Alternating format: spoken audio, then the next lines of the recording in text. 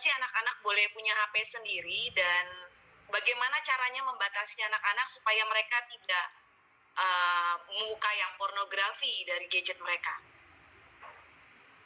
Tadi seperti sudah dijelaskan. Iya, saya sudah sempat jelaskan tadi ya. Yang pornografi saya sudah jelaskan ya, jadi saya tidak ulang. Tapi umur berapa? Usahakan di saat saudara tahu mereka sudah bisa dipercaya. Ya. Kira-kira mungkin kalau saudara gini, ada anaknya umur 10 tahun udah bisa dipercaya. Ada yang 12 tahun ke atas baru bisa dipercaya. Tapi kan saudara yang bisa menentukan apakah anak ini sudah bisa dipercaya atau tidak. Kalau saya akan ajak ngomong, ajak diskusi, dan saya akan ngomong gini ke mereka. Saya akan kasih kamu HP umur 12 tahun, misalnya. Kenapa? Karena itu yang terbaik buat kamu. Kalau kamu butuh, kamu tinggal minjem, kamu tinggal minta apapun, kamu akan tetap disediakan. Tapi nanti setelah saya kasih HP, ingat ya, mama percaya sama kamu. Tolong jangan kecewakan kepercayaan mama. Nah, itu membuat biar bagaimanapun mereka membawa batas-batas dalam diri mereka. Ya, tapi sekali lagi itu keputusan orang tua. Dan kalau orang tua berpikir anak saya sudah bisa dipercaya, ya silahkan.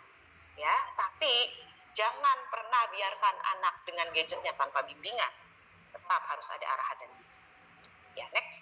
Oh iya, ada lagi Kak. Masih banyak nih Kak, nggak apa-apa ya Kak ya.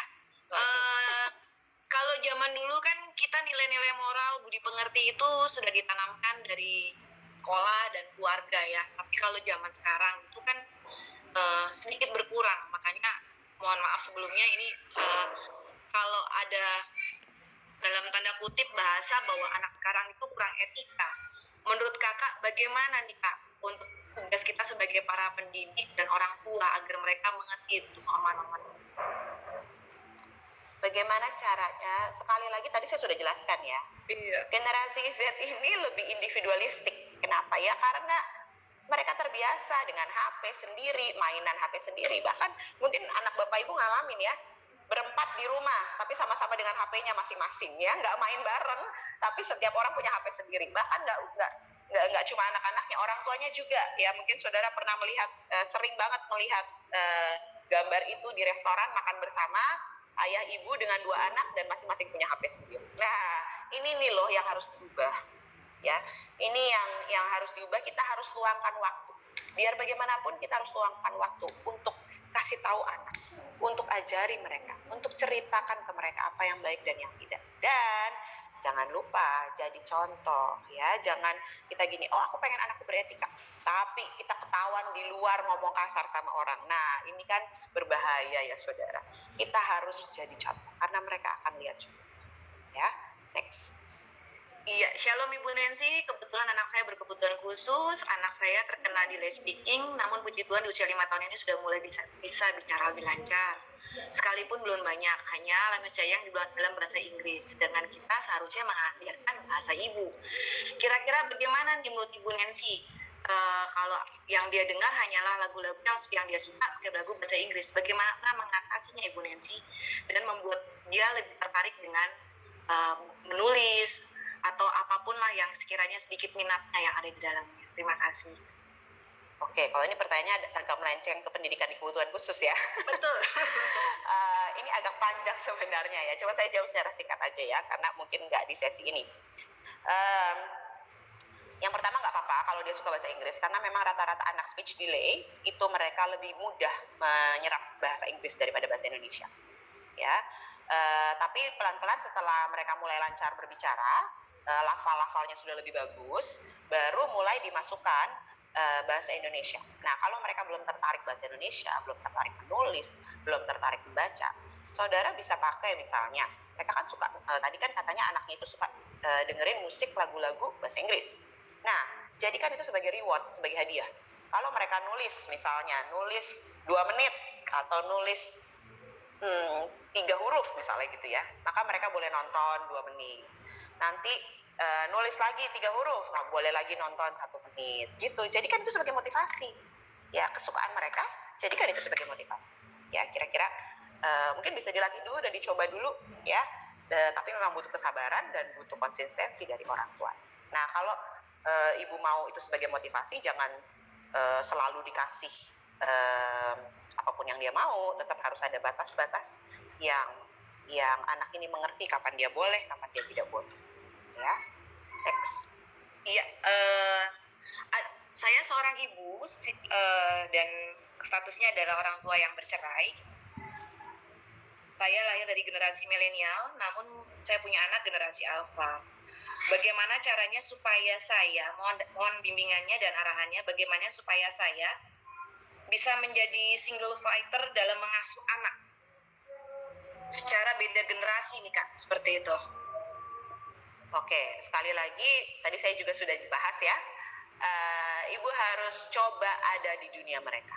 Ya, yang pertama kali Ibu harus coba lakukan adalah bagaimana rasanya di dunia mereka. Kalau anaknya suka apa sih? Mulai dari apa yang anak suka. Anaknya suka apa? Suka nonton YouTube. Ayo nonton YouTube sama anak-anak.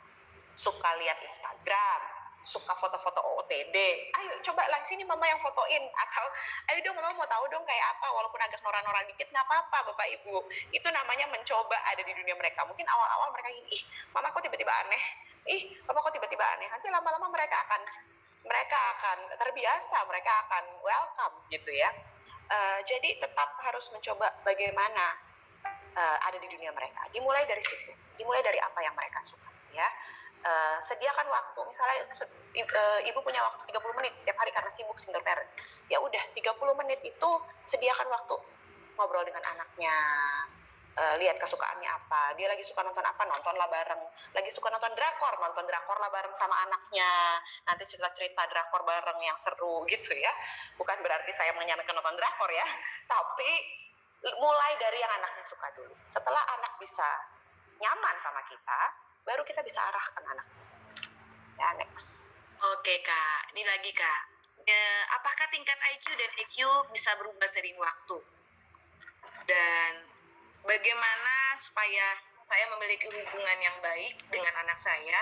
Karena anak saya sejak pandemi ini lebih masalah gadget ya, kayaknya sih mereka mengalami itu, memberikan batasan untuk dia, jadi anaknya lebih banyak main gadget dan lain-lain. Dan pendekatan yang terbaik tadi Bu Nancy sudah jawab. Cuma kalau IQ dan EQ bagaimana? Apakah itu bisa berubah seiring waktu? IQ dan EQ bisa, walaupun tidak banyak. Tapi kalau mujizat Tuhan sudah pasti bisa ya. Tapi kalau disebut EQ apa nih? EQ-nya misalnya kecerdasan emosinya. Oh itu bisa. Dengan apa? Biar bagaimanapun tetap harus ada adaptasi tertentu dan usaha yang cukup ya dari anak dan orang tua yang paling untuk mendidik anak ini, dari mungkin anaknya tadinya keras, pemarah, itu mulai dididik sampai akhirnya dia mulai lembut. Tapi kan itu butuh waktu ya, nggak bisa langsung tiba-tiba gitu anaknya lembut. Nah nanti lama-lama mereka akan bisa berubah. Oke. Kak, ini ada satu kasus nih, karena dia adalah guru, dia tanya bagaimana cara mendisiplinkan anak zaman now untuk bisa keluar dari kecanduan games dan lainnya dan lebih fokus kepada pelajaran. Padahal gurunya sudah keliling ke kanan kiri gitu kan, menghubungi supaya anaknya mau online school gitu, tapi agak sedikit kesulitan. Ini guru ini kayaknya Kak. Thank you Kak. Ini saya rangkum ya dari beberapa pertanyaan. Bagaimana caranya supaya anak-anak mau ikut online? Betul ya? Betul Kak. Dan iya, mendampingi dia biar dia mau. Oke, yang pertama harus kreatif ya Bu. Gimana caranya supaya kita bisa mencoba ada di dunia mereka. Nah, mereka ini kan teknologi savvy banget. Jadi mereka ini yang mereka tertarik apa? Misalnya nih ya, saya pernah lihat ada guru tiba-tiba begitu online langsung dia buka video TikTok dia. Dan itu membuat murid-muridnya tiba-tiba tertarik, semuanya langsung lihat, wah apaan nih gitu ya, kenapa guru tiba-tiba lagi nari-nari TikTok gitu. Nah itu kenapa? Karena dia coba menyamakan dunianya dengan anak-anak, sehingga mereka jadi lebih tertarik. Nah biar bagaimanapun kita harus coba masuk ke dunia mereka, ya coba masuk dengan gaya mereka, walaupun nanti setelah itu baru kita bisa selingin dengan pelajaran, setelah itu selingi lagi dengan video mungkin. Jadi tetap harus ada cara-cara kreatif yang less konservatif ya, karena melihat perkembangan zaman sekarang dan betapa membosankannya anak di rumah seharian hanya melihat online, ya. Gitu. Next. Iya. Apakah pendapat Ibu Nancy tentang memberikan izin mempunyai akun sosmed pada generasi Y Alpha di usia 17 tahun merupakan metode yang tepat?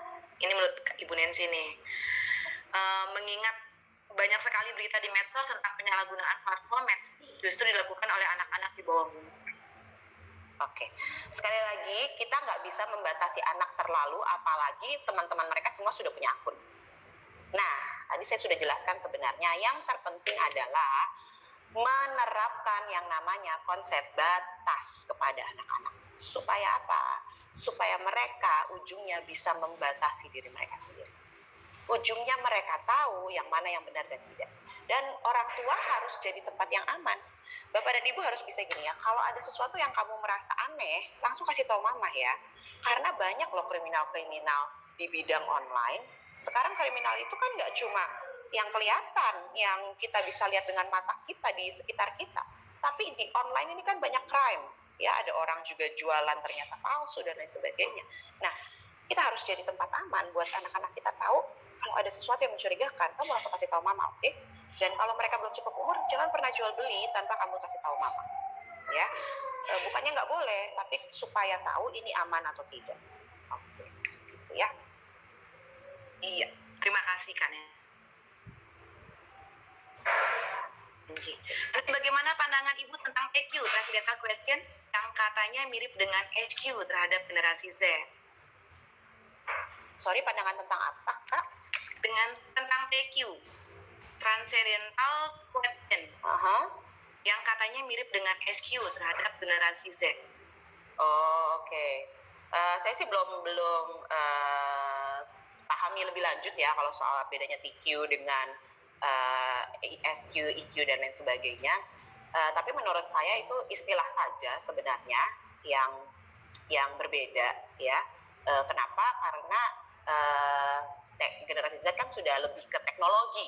Jadi mungkin kalau zaman sekarang mereka lebih ke butuh pengukuran kecerdasan orang secara teknologi gitu ya. Dan bagaimana seseorang bisa berkomunikasi lewat teknologi dan lain sebagainya. Apalagi tuntutan pekerjaan zaman sekarang kan nggak cuma di kantor berurusan dengan orang face to face.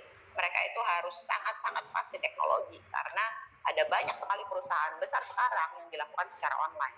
Sehingga mereka itu harus ngerti, itulah tuntutan masa ini ya, sehingga itu yang membuat standar mereka berbeda dengan generasi-generasi sebelumnya gitu. Maaf ini agak berisik, ada anak soalnya. Iya. Lagi Kak, ini kan sekarang anak zaman now ini rata-rata biar handphone gadgetnya mereka tidak diperiksa orang tua, mereka pakai password ya. Gimana Kak caranya supaya anak tersebut tidak menggunakan password di gadgetnya dan orang tua lebih enak dan cara bicaranya bagaimana Kak sama anak tersebut? Gini ya Bapak Ibu, kita nggak bisa full mengontrol anak. Yang zaman sekarang mereka butuh freedom ya, nggak usah zaman sekarang aja sebenarnya, dari zaman dulu juga ya. Tapi memang kita kasih pengertian kepada mereka. Kadang-kadang mama pinjam HP boleh dong gitu. Nggak kok, nggak mau lihat yang macam-macam, cuma mau lihat aja kamu lagi sukanya apa sih gitu. Kenapa sih, mama kan punya HP sendiri misalnya gitu ya, anaknya ngomong begitu. Iya kan, kadang-kadang kan mama pengen nonton bareng sama kamu, pengen pinjam kalau lagi butuh aja gitu misalnya. Tapi berikanlah kepercayaan. Buat saya tetap berikan kepercayaan. Asal saudara jangan lupa menetapkan batas-batas itu dalam hidupnya. Karena kita nggak akan bisa awasi mereka dan kontrol mereka selalu, ya. Kecuali memang ada orang tua tertentu yang berkata pokoknya nggak boleh di password. Kalau di password nanti mama nggak kasih HP. Nah itu ada juga yang orang tua seperti itu. Nah itu sekali lagi keputusan orang tua. Tapi buat saya berikan kepercayaan, plus memberitahu batas-batas, ya. Ya. Kak, boleh ada tambahan Kak, ini tentang sex education. Bagaimana caranya supaya kita bisa mengajarkan sex education dari anak sejak usia dini? Mengingat banyak sekali sekarang pelecehan seksual yang terjadi di medsos gitu kan yang kita lihat, dan itu membuat trauma orang tua. Dan apakah kalau kita memberikan teguran kepada anak dengan mengerasi mereka itu dapat membuat trauma dalam hidup? Terima kasih, Kak. Oke. Pertama dilihat dulu dari usia anaknya. Jadi sex education itu diberikan dengan cara yang berbeda tergantung usia anak. Ya, kalau anaknya usianya masih balita kan nggak mungkin kita secara gamblang ngasih tahu apa yang terjadi gitu. Disesuaikan dengan usia anak. Yang berikutnya adalah memang bahaya seksual itu sudah lebih tinggi ya di zaman mereka ini daripada dulu ya. Jadi kita memang perlu memberitahu mereka tentang itu, apalagi bahaya tentang situs-situs di internet ya. Jadi mereka benar-benar perlu tahu itu memang betul. Hanya kita perlu kasih mereka pengetahuan ditambah kebenaran firman ya. Sebagai anak Tuhan kita perlu dua-duanya, kita nggak bisa cuma salah satu, supaya mereka tahu sebenarnya seks itu bukan dosa, tapi ketika engkau melakukannya dengan cara yang salah itu akan menghancurkan masa depan. Mereka perlu tahu itu, mereka perlu tahu yang namanya konsep masa depan, apalagi mereka sudah remaja, dan mereka perlu tahu caranya membatasi diri mereka sendiri. Yang berikutnya adalah saudara, nggak ada kok orang yang bisa jaga dirinya sendiri atau memagari dirinya sendiri sedemikian rupa kecuali Tuhan yang menjaga hatinya begitu. Jadi kita perlu tanamkan pengenalan akan Tuhan di hidup anak-anak supaya kedepannya yaitu antara mereka dengan Tuhan. Apalagi mereka sudah mulai remaja, nggak sampai kapanpun kita nggak bisa kang mereka. Tapi ketika mereka punya pengenalan, mereka punya batas karena pengenalan mereka akan Tuhan, apalagi mereka punya cinta dan takut akan Tuhan, itu membuat mereka aman di dalam tangan Tuhan. Ya. Iya.